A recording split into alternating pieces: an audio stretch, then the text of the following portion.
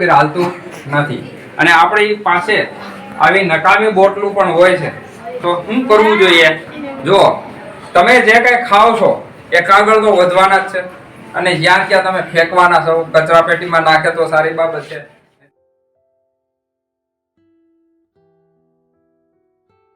એટલા માટે જરૂરી છે, ફરીવાર કહું છું, ગ્લોબલ વોર્મિંગની સમસ્યા છે, દિન પ્રતિદિન વધતી જવાની છે.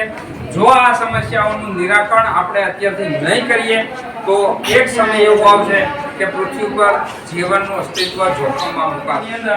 જો કેટલી બધી વસ્તુઓ, આ નાની એવી બોટલ છે છતાં 80 ગ્રામ પ્લાસ્ટિક આમાં ભરે. તમે ભંગારવાળાને આપી દો, એને કહે આમાં પ્લાસ્ટિક છે. બીજો ઉપાય, અહીંયા તમારે સરસ મજાના જે ફૂલ છોડ છે એની ફરતા ખામણા બનાવો. બરોબર, ફૂલ પણ બનાવી શકો, બેન્ચીસ પણ બનાવી શકો બેસવા માટે. મોટી